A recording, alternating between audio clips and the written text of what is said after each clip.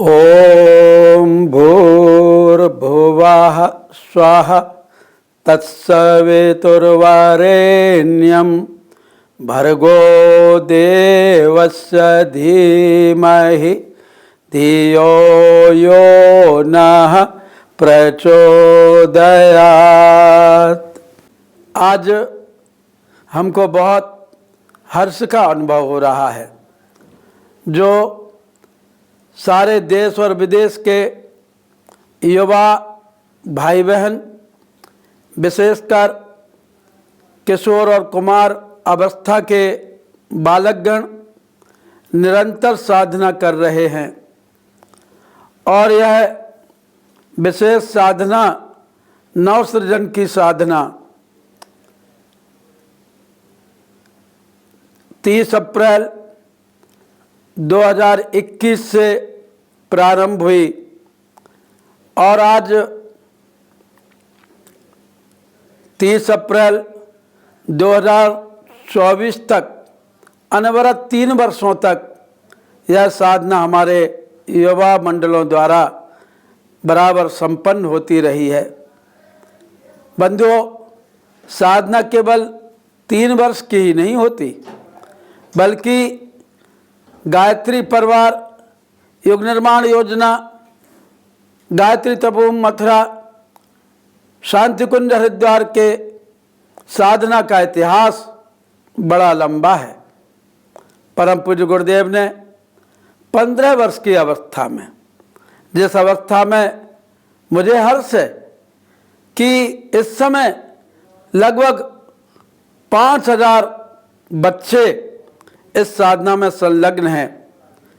यही उम्र परम पूज्य गुरुदेव की थी जब उन्होंने अखंड दीप के सामने अखंड ज्योति प्रज्वलित करके और 24 लाख के 24 महापुरुषों की गायत्री साधना का संकल्प लिया था। और वही गायत्री साधना जगह जगह पर विभिन्न साधनाओं के रूप में प्रस्फुटित हुई और हमारे गायत्री परिवार के विशिष्ट प्रज्ञा परिजनों ने दीर्घकालिक साधना को संपन्न किया और यह साधना आप कर रहे हैं। और बड़ी खुशी की बात तो यह है कि हमारे सभी युवा भाई बहन, किशोर बालक बालिकाएं साधना के साथ में परम पूज्य गुरुदेव के सत्साहित्य का स्वाध्याय भी कर रहे हैं। साधना के साथ में स्वावलंबन का कार्य भी हो रहा है। साधना के साथ में मनुष्य में देवत्व का उदय, धरती पर स्वर्ग की स्थापना के लिए अपने व्यक्तित्व का निर्माण कर रहे हैं। और बंधुओं, ऐसी पावन साधना के द्वारा आप आध्यात्मिक शक्ति संपन्न तो हो ही रहे हैं, लेकिन स्वावलंबी भी बन रहे हैं। ये बहुत बड़ी खुशी की बात है। हमको समाचार मिला है कि हमारे छोटे छोटे बच्चे प्राकृतिक रूप में प्रकृति से जुड़कर स्वावलंबी बन रहे हैं। अब बताइए, फलों की गुठलियों की कोई कीमत होती है? लेकिन बच्चों ने फलों की गुठलियाँ, जैसे आम की गुठली है, जामुन की है, बेर की है और खजूर की गुठलियाँ हैं, इनसे वृक्षारोपण तो किया ही है, बल्कि इससे इन लोगों ने, इन बच्चों ने बड़ी सुंदर सुंदर कलाकृतियाँ भी बनाई हैं। अर्थात संसार और अध्यात्म दोनों को लेकर चलने वाले युवा मंडलों का, भारत भर के युवा मंडलों का, सभी भाई बहनों का मैं स्वागत करता हूं, अभिनंदन करता हूं। साधना से क्या होता है? आप जब साधना के बाद में यज्ञ करते होंगे तो यज्ञ के विसर्जन के पूर्व आप एक प्रार्थना अवश्य ही बोलते हैं, यज्ञ रूप प्रभो हमारे भाव उज्जवल कीजिए, छोड़ दे वह छल कपट को, मानसिक बल दीजिए। ये मानसिक बल के बिना हम साधना नहीं कर सकते। मानसिक बल के बिना हम यज्ञादिक शुभ कार्य नहीं कर सकते। मानसिक बल के बिना हम सिद्धांतों और आदर्शों के रास्तों पर नहीं चल सकते। और ये मानसिक बल यदि बढ़ता है तो साधना के द्वारा बढ़ता है। वैसे तो साधना से चारों प्रकार के बल बढ़ते हैं। एक है शरीर बल, अर्थात हम स्वस्थ रहें। मनोबल, अर्थात हमारे भीतर मनोविकार न रहें। आत्मबल, हम सिद्धांतों और आदर्शों के प्रति समर्पित होने का पुरुषार्थ करें। और ब्रह्म बल, इस जीवात्मा का परम लक्ष्य है परमात्मा की प्राप्ति। साधना के द्वारा हम ब्रह्म बल भी अर्जित करते हैं। और खुशी की बात तो यह है कि ये युवा जो आज भौतिक आकर्षणों में अधिकतर युवा शक्ति उलझी हुई है, अधिकतर बच्चे खाने पीने सैर सपाटे के धुन में बने रहते हैं। ऐसे कठिन युग में इन हजारों बालक बालिकाओं ने, इन युवाओं ने नवसृजन साधना अनुष्ठान के अंतर्गत दीर्घकालिक साधना का संकल्प लिया है। और ये चारों प्रकार से, अर्थात जैसे धर्म अर्थ काम मोक्ष जिनको प्राप्त हो जाते हैं वह व्यक्ति सफल समझा जाता है। इसी प्रकार जिनके शरीर बल, मनोबल, आत्मबल, ब्रह्मबल दिनों दिन बढ़ते चले जाते हैं, वह व्यक्ति भी सिद्ध माना जाता है। तो शुद्धि के साथ आप सिद्धि की ओर भी बढ़ रहे हैं, और सिद्धि के साथ आप सफलता की ओर बढ़ रहे हैं, और सफलता के साथ साथ आप सामर्थ्य की ओर बढ़ रहे हैं। इसलिए यह साधना जो 3 वर्ष आपके पूरे होने जा रहे हैं, ये 3 नहीं, अब ये आपके जीवन का संस्कार बन रहा है। और 30 वर्ष तक आपके जीवन में जो साधना चलेगी ना, तो जैसे कहा जाता है कि फलाना साधु महात्मा बड़ा सिद्ध है, और जो भी अपने मुख से कुछ आशीर्वाद देता है या वरदान देता है, मुख से कोई बात कहता है तो वह सत्य सिद्ध हो जाती है। ऐसे कुछ ही वर्षों बाद हमारे बच्चे, हमारे युवा, हमारे भाई बहन भी इसी प्रकार शंकराचार्यों जैसे, इसी प्रकार आप तो कहा महापुरुषों जैसे अपनी वाक सिद्धि को प्राप्त हो जाएंगे साधना करते करते। क्योंकि साधना से जब मंत्र जपा जाता है, साधना का मतलब यह है कि इष्ट का ध्यान करते हुए जप और तप करें। जप का क्या मतलब है? जप का मतलब है अपने इष्ट का स्मरण, और तप का क्या मतलब है? इष्ट का अनुशासन। तो इष्ट के अनुशासन को मानते हुए जब हम इष्ट का स्मरण करते हैं तो हमारे अंदर सिद्धि बढ़ती हुई चली जाती है। और साधना से क्या होता है? हमारा मन मजबूत होता है। मन का ही तो सारा खेल है। मन की चाल अटपटी, झटपट लखे न कोय, और जो मन की खटपट मिटे तो चटपट दर्शन हो। जब मन की खटपट मिट जाती है तो हमको अपनी अंतरात्मा में चटपट मतलब शीघ्र ही परमात्मा की सानिध्यता की अनुभूति होने लगती है। इसलिए साधना से हम मन को साधते हैं। आप जानते हैं ना, छोटे बच्चों के लिए मैं ये बात बतला रहा हूँ। आपने बंदर और भालू देखे होंगे, देखे नहीं होंगे तो अपने माता पिता के द्वारा सुने होंगे। आज से 20 वर्षों पहले तक मदारी लोग बंदर और भालू पकड़ करके लाते थे, और बीच चौपाल में या किसी गांव के बीच में या किसी पेड़ के नीचे वो डुगडुगी बजाते थे, बांसुरी बजाते थे। और डुगडुगी बांसुरी की आवाज़ सुनकर गांव के बच्चे, बड़े बूढ़े, माताएं बहनें सब निकल करके पेड़ के नीचे या चौपाल में खड़े हो जाते थे। और फिर वो मदारी क्या करता था? मदारी बंदर को भालू को साध लेता है। तो बंदर कितना चंचल पशु है। शाखा मृक्य बड़ मनुसाई, शाखा थे शाखा पर जाई। बंदर एक डाल से दूसरी डाल पर छलांग लगाता रहता है। भालू सिर नीचा किए इधर उधर घूमता रहता है। लेकिन मंदारी जब बंदर को साध लेता है और बंदर बंदरिया को पकड़ करके तमाशा बतलाता है, तो साधने के बाद वह चंचल बंदर, वह चंचला बंदरिया कितना सुंदर तमाशा दिखाती है। बंदर का नाम मान लो वो फुल्लू रख देता है और बंदरिया का नाम रख देता है चमेली।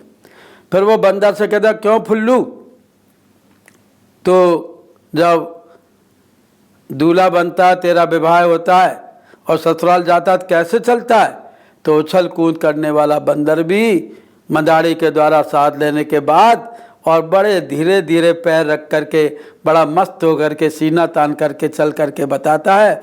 एक कंधे पर डंडा रख लेता है, एक कंधे में झोला लटका लेता है और उसको देख करके लोग हंसते हैं। इसी प्रकार बंदरिया का नाम मान लो चमेली रख देता है और कहता क्यों चमेली, नई नई दुल्हन जब ससुराल जाती तो कैसे जाती है, तो वो बंदरिया उसका दुपट्टे का घूंघट लगा लेती है अपने आप मंदारी का इशारा समझते ही, और बड़े सुंदर उसका मुंह रचा रहता है और लाली लगी रहती है और धीरे धीरे कदम करती हुई ठुमकती हुई पायल बजाती हुई जब वो बंदरिया चलती है तो सारे लोग देख करके हंसते हैं। ये क्या हुआ, ये मंदारी ने बंदर को साध लिया। ऐसे रीछ कितना भयंकर है।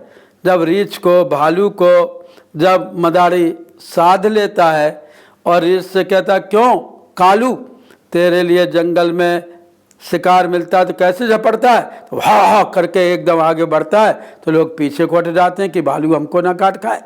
फिर वो कहता क्यों भालू, तूने ये तमाशा बताया किसके लिए, तो भालू जमीन पर लेट जाता है और जमीन पर लेट करके वो पेट पर पंजा मार करके बताता है मैंने यह सब पेट के लिए किया। तो भालू कितना खतरनाक है, लेकिन उसको भी मंदारी ने साध लिया। इसी प्रकार बंधुओं, हमारा जीवन भी आज भालू जैसा खतरनाक हो गया है और हमारा मन भी मरकट जैसा, बंदर जैसा चंचल हो गया है।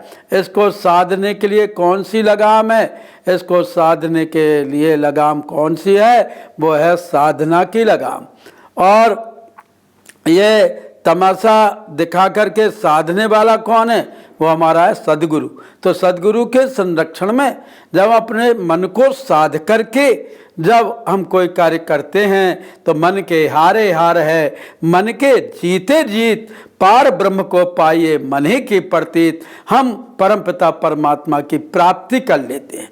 और परमपिता परमात्मा की प्राप्ति ये नहीं कि मुकुट लगा करके या धनुष बाण लिए हुए या मुकुट लगाए मोर पंख लगाए हुए, बांसुरी हाथ में लिए हुए या गदा लेकर के हनुमान जी के रूप में या और किसी स्वरूप में भगवान आपको मिले।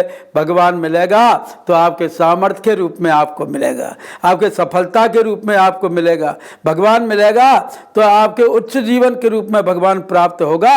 ये साधना का ही सर्वोपरि हमको लाभ है। इसलिए बंधुओं, साधना के द्वारा हम छोटे छोटे बच्चों का, हम युवा भाई बहनों के का मन जागृत करके, मनोबल बढ़ा करके, और यह प्रयत्न है परम पूज्य गुरुदेव के द्वारा गायत्री परिवार और विशेषकर शांति कुंज युग तीर्थ हरिद्वार के द्वारा कि मानसिक बल होगा तो हम सारे बलों को प्राप्त करते हुए चले जाएंगे। और मन ही डामाडोल हो गया, मन ही कहीं हमारा थक करके बैठ गया तो फिर क्या होगा, तो फिर हम सफलता को प्राप्त नहीं कर सकेंगे। इसलिए साधना के द्वारा मन सधता है और एक ही साधे सब सधे, सब साधे सब जाए। मन को हम साध लेते हैं तो सारे पांचों ज्ञानेंद्रियां, पांचों कर्मेंद्रियां सधती हुई चली जाती हैं, जीवन सधता हुआ चला जाता है। एक महात्मा ने अपने 2 चेलों को 2 घोड़े दिए और कहा जाओ इन घोड़ों को ले जाओ, जल्दी इन पर सवारी करो और मेरा अमुक काम करके जल्दी लौटो। महात्मा जी उनकी परीक्षा लेना चाहते थे। एक चेला तो घोड़े की पीठ पर ऐसे ही उचक करके बैठ गया और दूसरे चेले ने घोड़े की मुंह में लगाम लगाई और फिर अपने अमुक कार्य के सिद्धि के लिए चल दिया। जिस चेले के घोड़े के मुंह में लगाम नहीं थी, उसका घोड़ा कंकड़ों में गया, पत्थरों में गया, जंगलों में गया, पेड़ों से टकराता हुआ चला, तंग रास्तों में गया। उस चेले का सिर फूट गया, नाक टूट गई, घुटने टूट गए, हाथों में चोट आ गई और जख्मी होकर के वो लौटा। और दूसरा चेला जिसके घोड़े के मुंह में लगाम लगी थी और उसने लगाम अपने हाथ में थाम रखी थी, उसका घोड़ा सही रास्ते पर गया और गंतव्य तक जाकर वहाँ पर अपना अमुक कार्य करके वह आसानी से, सरलता से, बिना कोई कष्ट उठाए वापस आ गया। उस चेले ने शिकायत की, जो चेला जख्मी हो गया था, महात्मा जी आपने इसको तो अच्छा घोड़ा दिया और मुझे इतना बिगड़ा घोड़ा दिया, देखो मैं जख्मी हो गया, मेरा सिर फूट गया, मेरी नाक टूट गई। महात्मा जी ने कहा बेटे घोड़े तो मैंने दोनों को एक से दिए थे, लेकिन तू बिना लगाम लगाए घोड़े पर ऐसे ही बैठ गया। और इस चेले ने घोड़े के मुंह में लगाम लगाई, लगाम अपने हाथ में थामी और अमुक काम करके देखो सफलतापूर्वक आश्रम में लौट आया। इसी प्रकार बंधुओं, घोड़े अर्थात मन तो भगवान ने सबको एक समान दिए हैं, लेकिन जिसका मन गोरख धंधों में उलझा रहता है, संसार के विकारों से ग्रस्त रहता है, बस संसार में जख्मी होता रहता है।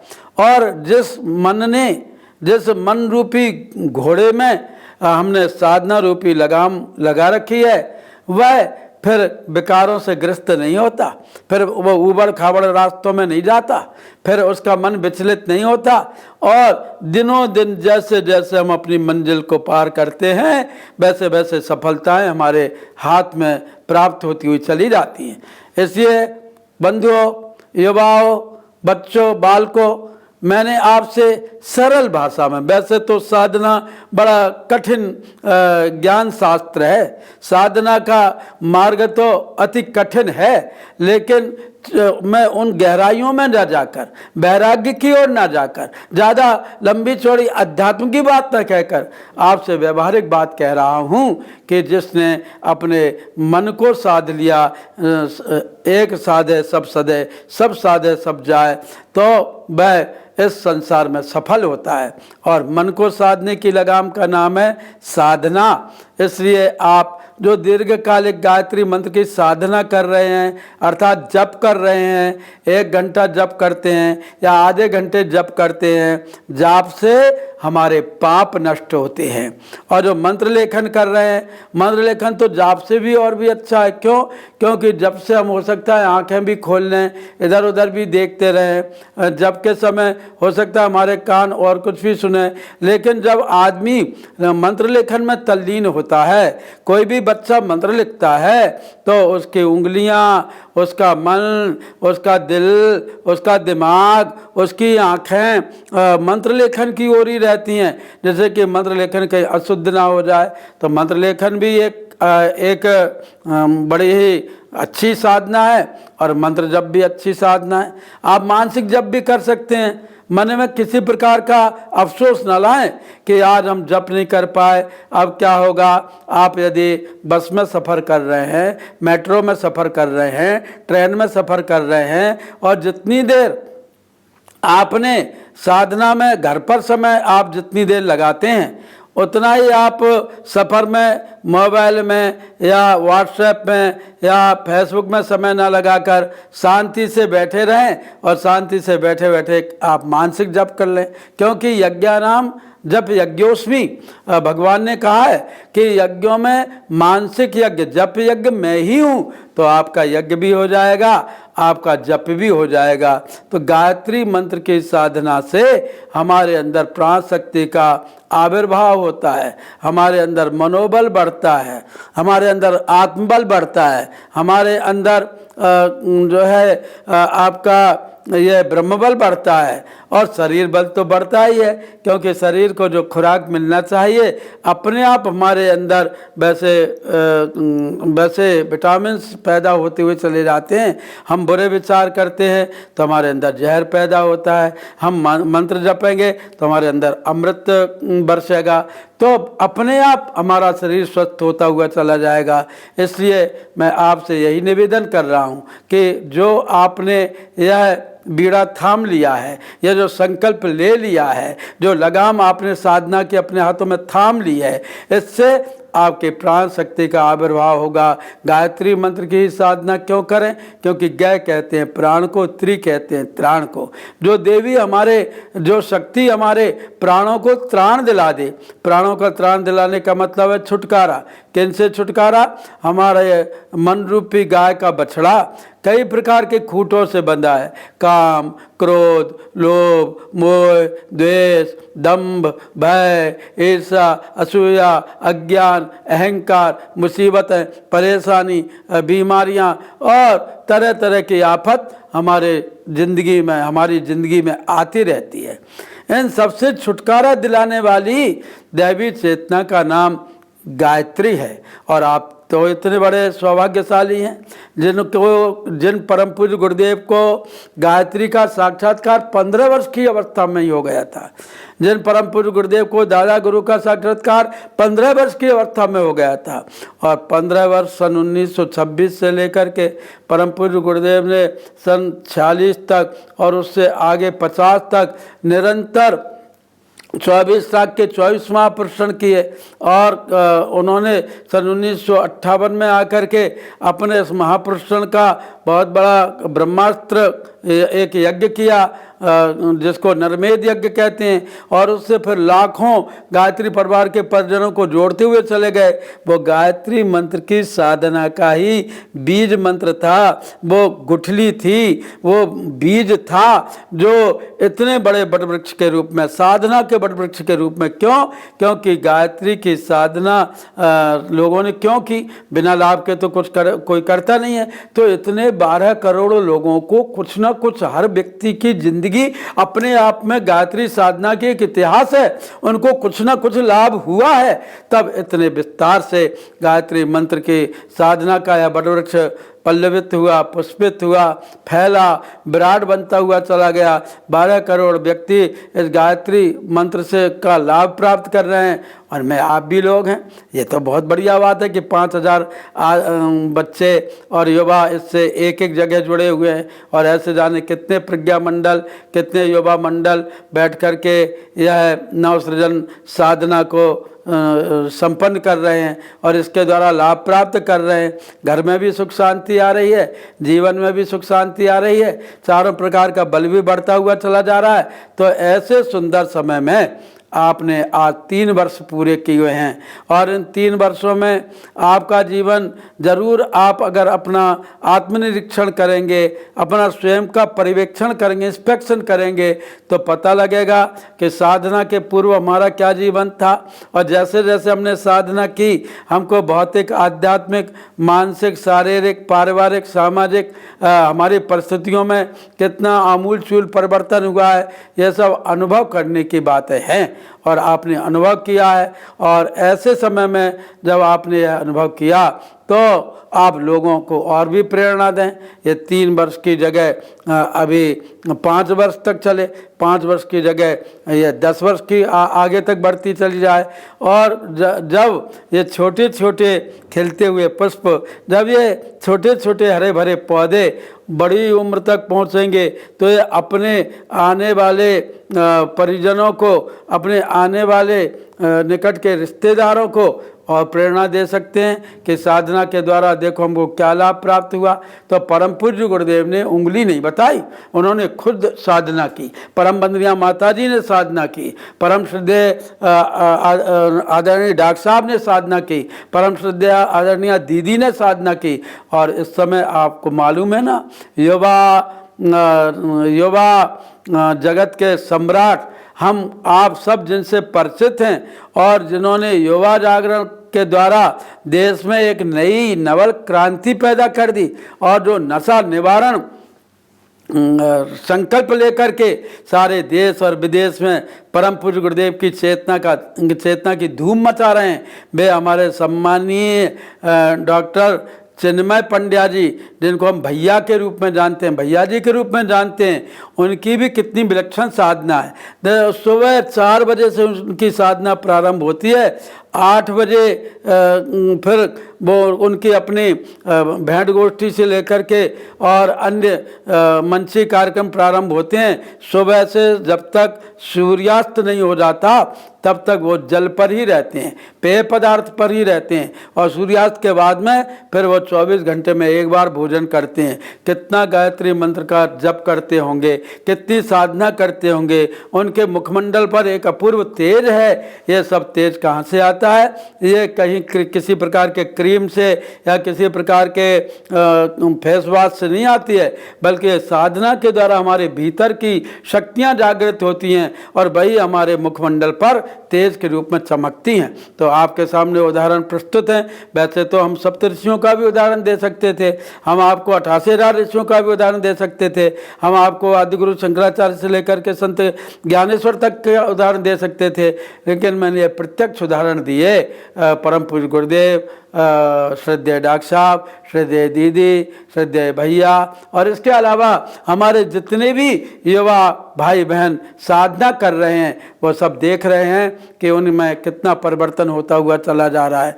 यह परिवर्तन आपके अंदर देवत्व का अभिवर्धन करे, यह परिवर्तन आप धरती पर स्वर्ग की स्थापना करे, यह परिवर्तन राष्ट्र को और जीवंत, जागृत, सशक्त और सुबोध बनाए। ऐसी मैं भगवान से प्रार्थना करता हूँ। और जो हमारे 3 कार्यक्रम इसी महीने में होने वाले हैं, मई में, अभी आप देखेंगे कि 14 तारीख को समग्र देश में जलाशयों की पवित्रता और जलाशयों के प्रदूषण को दूर करने के लिए हमारा विमल गंगा जल अभियान, गंगा सफाई का अभियान और जितने भी सरोवर हैं, नदियां हैं, सरताएं हैं, सारे देश भर में ये जल स्वच्छता का कार्यक्रम चलेगा सामूहिक रूप में। शांति कुंज से भी हम लोग गंगा किनारे हजारों की संख्या में जाएंगे। तो ये भी एक साधना का स्वरूप है। एक साधना का स्वरूप अभी आप देखने जाएंगे कि 23 मई को 14 मई को स्वच्छ गंगा अभियान और उसके बाद में 23 मई को सारे देश भर में गृह गृह गायत्री यज्ञ का कार्यक्रम होगा।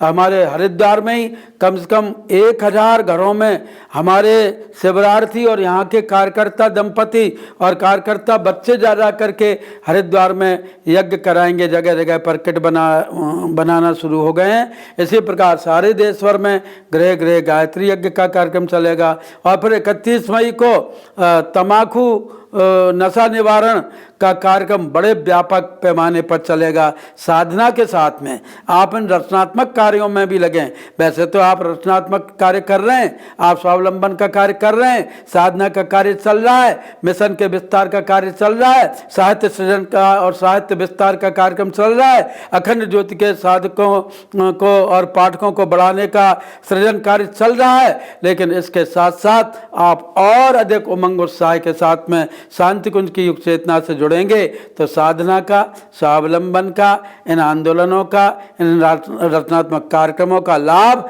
आप विश्व भर को पहुंचा सकेंगे। मैं आप सभी के दीर्घ जीवन की मंगल कामना करता हूं, भगवान से प्रार्थना करता हूं कि आपके घर में सुख शांति आए, आपके माता पिता को दीर्घ आयु प्राप्त हो, आप भी दीर्घायुष्य वाले बने और सभी लोग खूब प्रसन्नता पूर्वक अपने परिवार में हंसती खिलखिलाती जिंदगी जिएं, लोगों को भी प्रेरणा प्रदान करें। इसी भावना के साथ मंत्रार्था सफला संतु, पूर्णा संतु मनोरथा, शत्रुभ्य नाशोस्तु, मित्राणामदस्तौ ब्रह्मा विष्णुश्च रुद्रश्च सूर्यादि सकलाग्रह सौभाग्यम ते प्रयच्छन्तु।